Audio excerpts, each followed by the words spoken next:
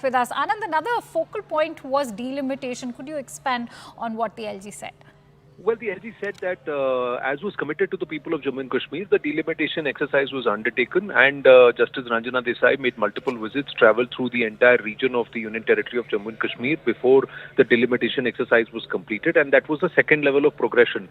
So the first was the abrogation of Article 370. Then they said that we'll try and cut down on terrorism, try and bring a certain semblance of law and order, delimitation exercise, and the next step would be elections, and then finally would be, when the time is right, the return to statehood. And he said that we are on that continuum and we'll continue to walk on that continuum, despite my asking him whether or not, the law and order disturbances or perhaps, the intent of whatever is the popular government, will it derail the narrative and the work done over the last 5 years? He said, see, in a democracy, our commitment to the people is elections, and we cannot have a centrally administered area when the people themselves are participating. And if we have conducted Lok Sabha elections, then there is no reason why we can't conduct the assembly elections. And he said we will respect the timelines set by the Supreme Court also, and hopefully within those timelines, the process would have already begun.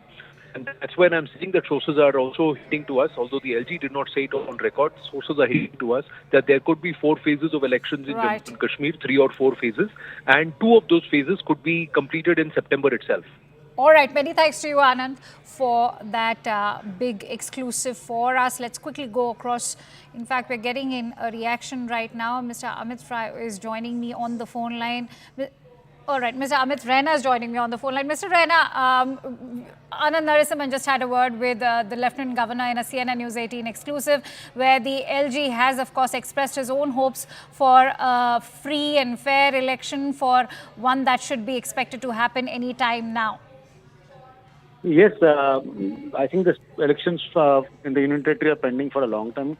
After 2014, we haven't seen an election in Union Territory, so it's almost more than 10 years. And the recent visit of Election Commission and the way the parliamentary elections have happened smoothly, I think it is the right time for Election Commission to conduct elections.